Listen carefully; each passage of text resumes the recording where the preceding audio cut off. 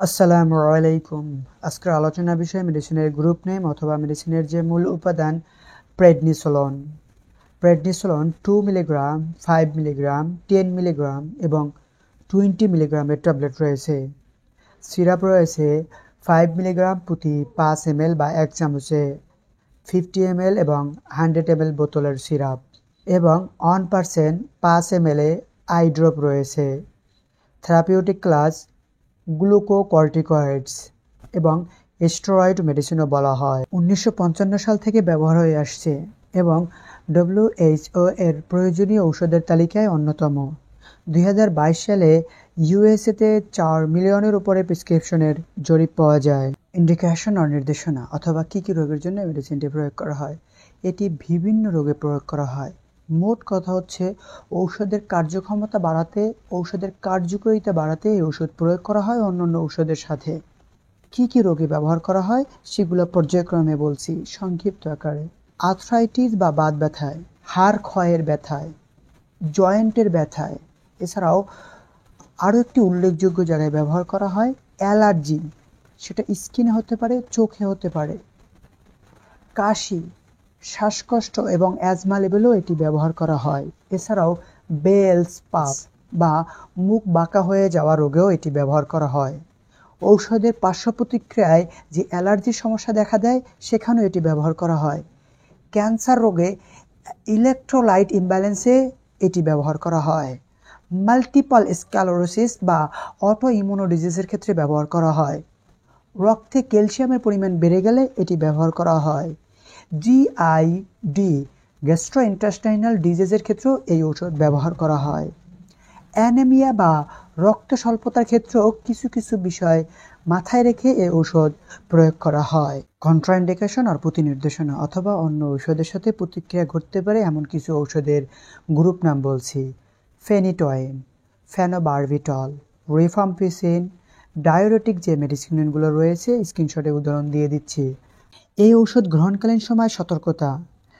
Peptic ulcer রোগীদের ক্ষেত্রে যে কোনো ইনফেকশনে, ডায়াবেটিক্স রোগে, ভাইরাস রোগে, উদাহরণ হারপিস, সাইকোলজিক্যাল যে রোগ রয়েছে সেসব পেশেন্টের ক্ষেত্রে, প্রেগনেন্ট ওম্যানদের ক্ষেত্রে, ল্যাকটেশন ওম্যানদের ক্ষেত্রে, চোখের গ্লুকোমা এবং হাইপোথাইরয়েডিজম যাদের সমস্যা রয়েছে তাদের ক্ষেত্রে সতর্কতার সাথে গ্রহণ করতে হবে।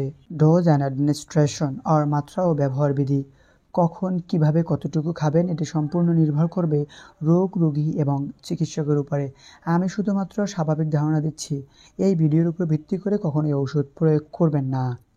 প্রথমে বলছি প্রাপ্তবয়স্কদের জন্য ট্যাবলেট। অ্যালার্জি এবং ইনফ্ল্যামেটরি রোগীদের ক্ষেত্রে 5 থেকে 60 মিলিগ্রাম পর্যন্ত দিনে 2 থেকে 4 বিভক্তি মাত্রায়। সিওপিডি বা ক্রনিক অবস্ট্রাকটিভ পালমোনারি ডিজিজ বা অ্যাজমা রোগীদের ক্ষেত্রে 40 থেকে 60 মিলিগ্রাম 1 থেকে 2 বিভক্তি মাত্রায়। আর্থ্রাইটিস বা বাত ব্যথা রোগীদের ক্ষেত্রে 5 থেকে 10 মিলিগ্রাম পর্যন্ত 1 থেকে 2 বিভক্তি মাত্রায়।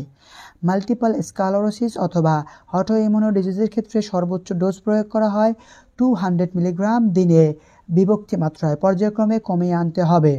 বেলস পালস রোগীদের ক্ষেত্রে 60 মিলিগ্রাম থেকে শুরু করবে এবং পর্যায়ক্রমে কমায়ে আনতে হবে 5 মিলিগ্রামে এবং ডিউরেশন 7 দিন পর্যন্ত দেওয়া হয়।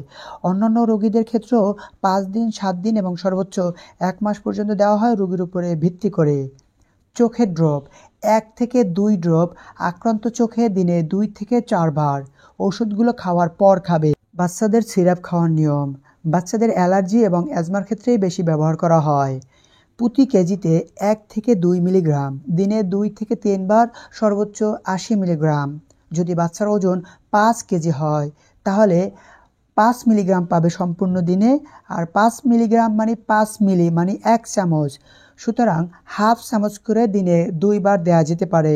একটি উদাহরণ মাত্র, অবশ্যই আপনি আপনার চিকিৎসকের পরামর্শ অনুযায়ী ওষুধটি গ্রহণ করাবেন। সাইড এফেক্ট আর পার্শ্ব প্রতিক্রিয়া অথবা কী কী উপসর্গ দেখা দিতে পারে এই ওষুধ গ্রহণকালীন সময় বা এর পরবর্তী সময়। সাধারণ পার্শ্ব প্রতিক্রিয়ার ভিতরে রয়েছে ক্ষুধা বৃদ্ধি পাওয়া, বদহজম, স্নায়বিক দুর্বলতা, অস্থিরতা, মাথা ব্যথা, মাথা ঘোরানো, ঝিমঝিম করা, ত্বক বা স্কিন ফ্যাকাশে বা কালো হয়ে যাওয়া সামান্য পরিমাণে, লালচে লালচে দানা দানা দেখা দেওয়া, হেঁচকি হওয়া, ঘাম বৃদ্ধি পাওয়া। এর থেকেও বেশি বা মারাত্মক পার্শ্ব প্রতিক্রিয়া দেখা দিতে পারে যদি আপনি এই ঔষধ বারবার ব্যবহার করেন অথবা নির্দিষ্ট ডোজ মেনটেন না করেন। এই ঔষধ পরবর্তীতে তো কাজ করবেই না এবং এমন কিছু পার্শ্ব প্রতিক্রিয়া আপনার ভিতরে নিয়ে আসতে পারে যেটা আপনি কল্পনা করতে পারবেন না। তাই অবশ্যই একজন চিকিৎসকের পরামর্শ অনুযায়ী ওষুধটি ব্যবহার করবেন নির্দিষ্ট ডোজ এবং নির্দিষ্ট সময় পর্যন্ত।